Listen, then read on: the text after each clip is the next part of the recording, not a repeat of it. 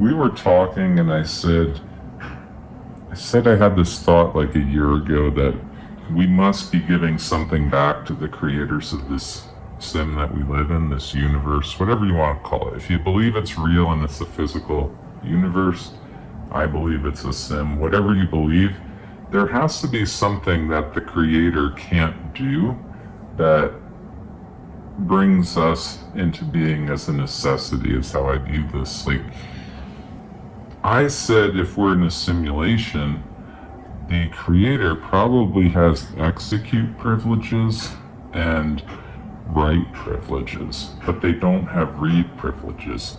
Meaning, like, a virus on a computer can execute itself over and over. It doesn't really need me to push a button or anything like that. A virus can execute itself. A program can be self-executing, period. End of statement. A program can be self-executing, and then as it's going through all its functions, it can write data that expands the program, or, basically write data in the program, in like DLL libraries and things like that. It can write information into them, dynamic link libraries, and things like that. It can write. Now, a program can also theoretically read, but we were talking, and we had a theory that maybe this is an advanced civilization, like a future AI created this place. And we were just talking how robots in general are very clunky. And I said they have a hard time, well, we both said, I think, that they have a hard time reading.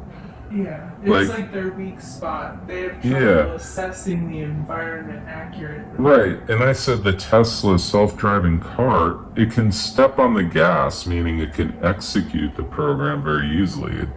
Okay, step on gas. And then it can write information very easily. Okay, I see a stop sign. I'll write that into my library that's a stop sign. But it has a hard time reading information. The hardest part about self-driving cars is seeing the pedestrian. It's reading, it's observing, it's reading the thing, seeing the stop sign and not blowing it. Yeah. So reading information is seemingly the hardest part for any program, but especially like AI and things like that, robots. So in that context, like, all of a sudden we have like a singular purpose.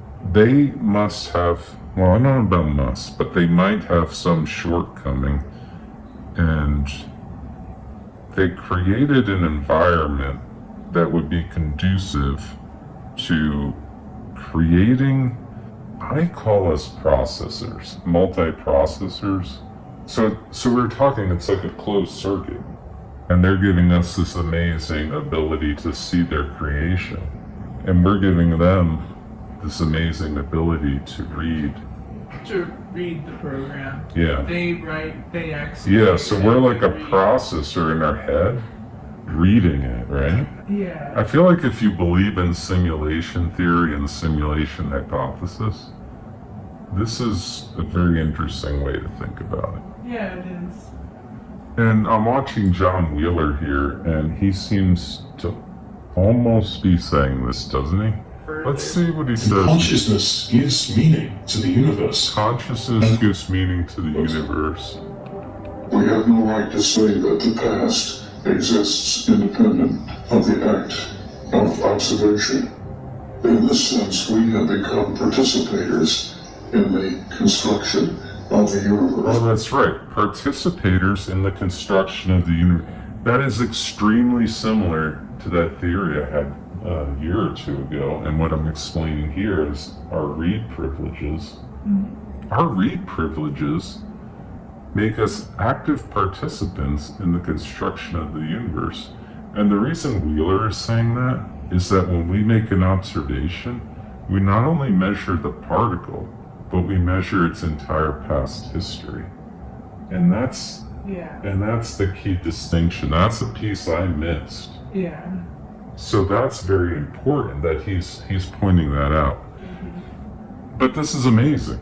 So it's like a closed circuit. It's like a positive feedback loop. It's beautiful.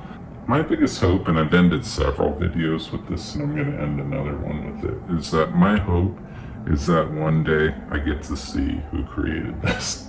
That's all I got to say about this. This place is incredible. This actually makes me feel better about death, better about this place I live in. I think everything's going to be okay. There's something going on here. There's something, even if it's created by machines, there's something magical going on here. And I hope to one day, if it takes death to know the answer, then bring it on. I want to know the answer. You know? I don't know about bring it on, but let's put it this way, like, if I know in death I will get the answer, I'll have a lot less fear about death. Yeah. But I don't want to end on death, so let's make a funny joke. Time to go smoke a bowl of pot.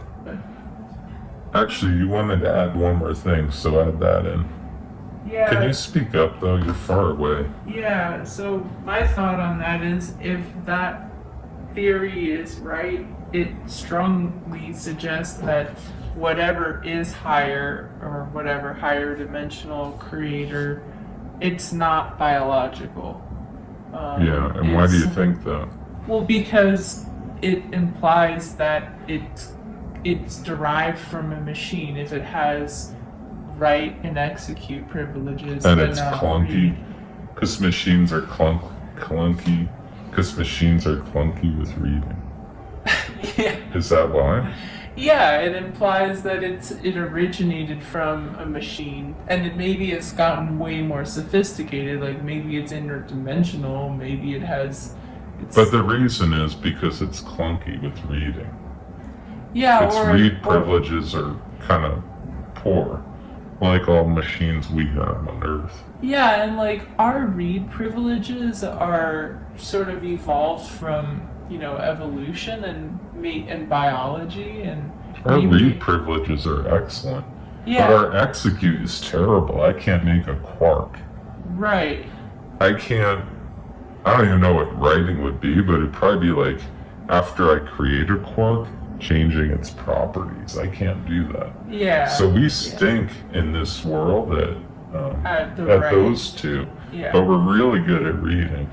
Yeah, and that's coming from our biology and from like our history as animals on this planet. Like animals are just great at observing their environment and assessing Right. it, right? We have to because it's for survival. Right. But machines don't have to do that. It's not built into their system, so that's why I think Mhm. whatever the higher thing is, it's not biological. Yeah. Or at the very least, it's potentially like a hybrid of some kind. Yeah. There's some machine element. And I have the theory that time isn't a thing. Past, present, and future are all the same. And there's people who believe that, and there's evidence of that. And if that's true, we could be in the world of our future selves. I've talked about that quite a bit. Yeah. So it could be a machine version of us. Mhm. Like maybe we start wearing Apple wearables and we ascended and we eventually created this place, and then we like wanted to see how it originated. And now we're excellent in the quote future at creating this place, so at making programs and executing them and writing them. But maybe somewhere along that line, we lost our ability to observe Yeah. as we became more and more, Machine and less biological. as we ascended, Yeah. we might have lost that.